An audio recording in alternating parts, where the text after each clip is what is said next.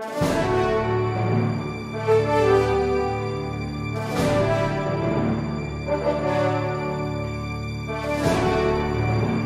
or her account. Yes, Your Honor. Okay.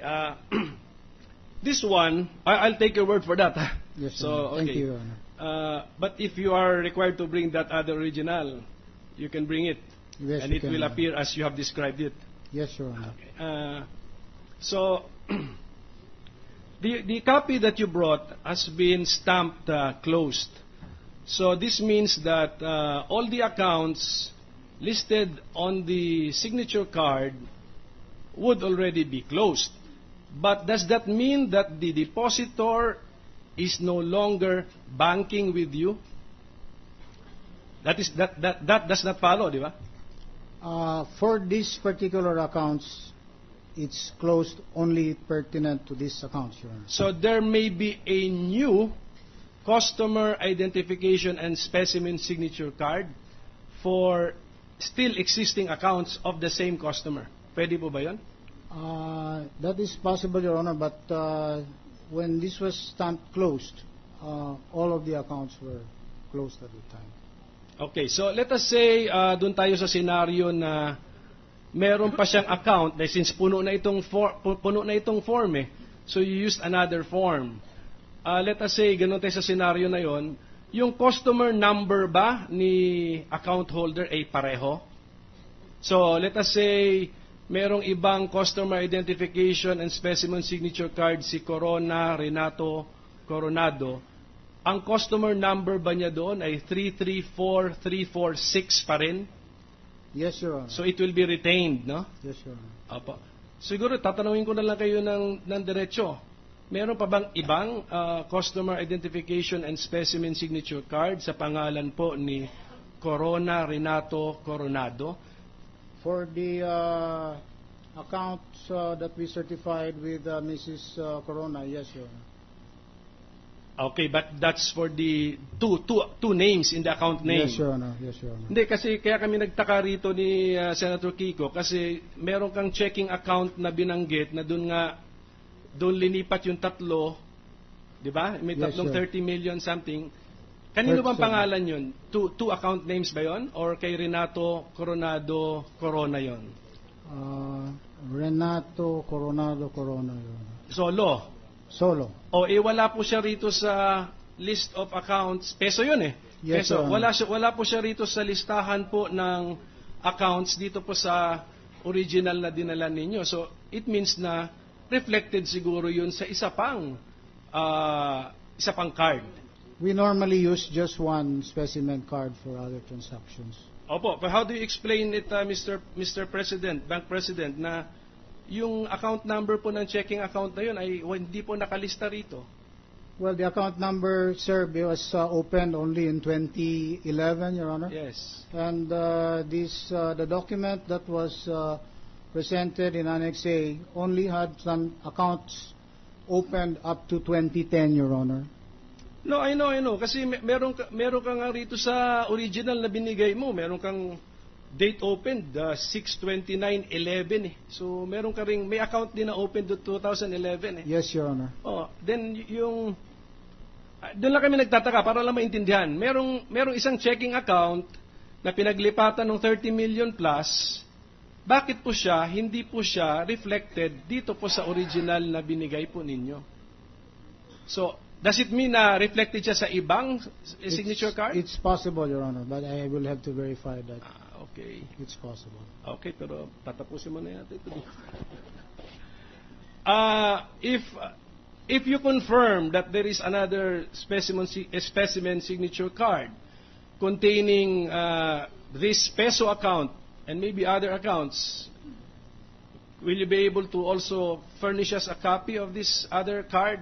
So that just to complete the picture po. Yes, Your Honor, if it's ordered by the court for peso accounts. With the same caveat that, or with the same right for you to cover if there are foreign currency deposit accounts reflected on the same card. Certainly, Your Honor.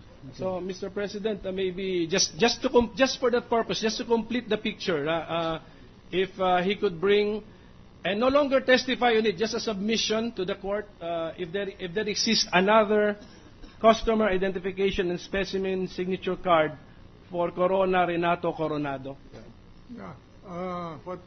What is the meron ba? pressure of the gentleman from Mr. committee? President, to settle this, Is that related to the... yes, Mr. President, to settle this issue once and for all, I would like to suggest, because this is now a question document, Yes, yung authenticity, kinu-question natin, but we are all speculating.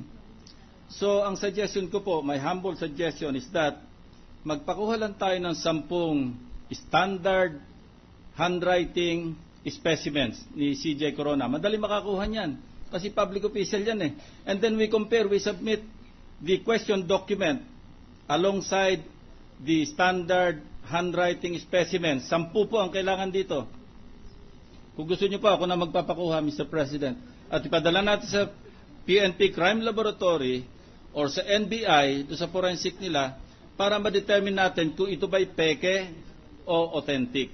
Yun po ang aking suggestion, Mr. President. I think that that is the function of the prosecution.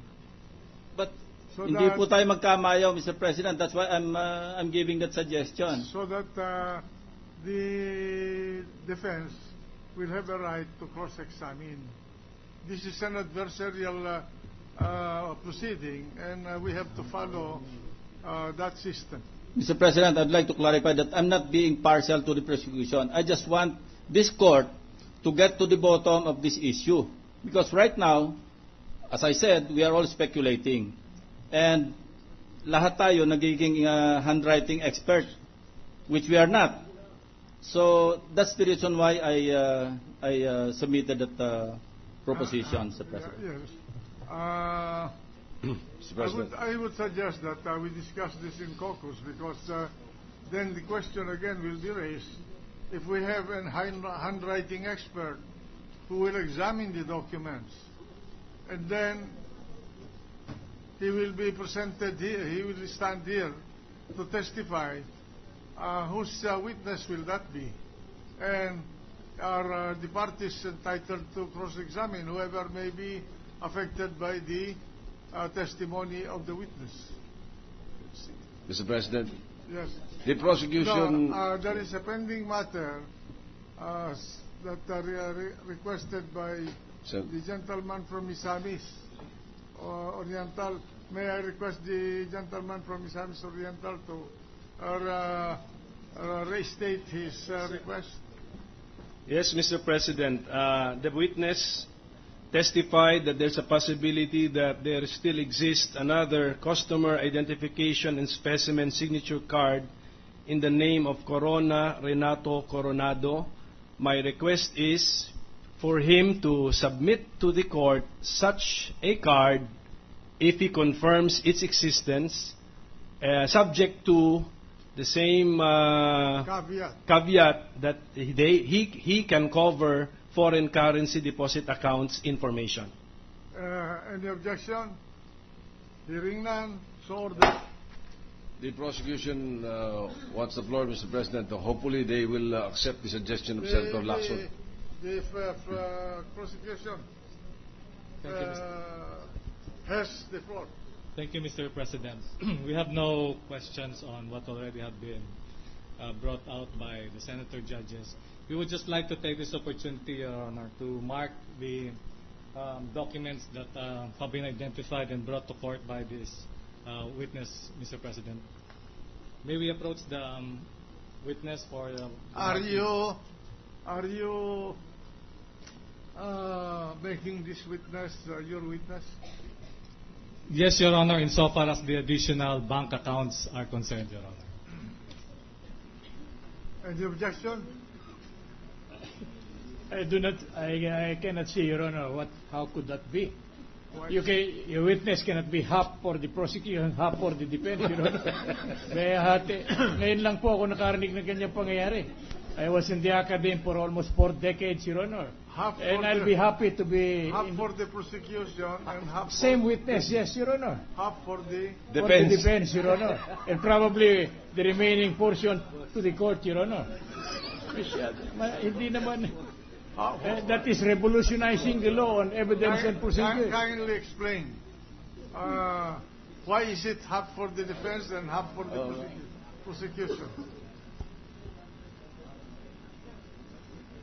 That's his announcement, Your Honor. He's only adopting the testimony of the witness only insofar as the document.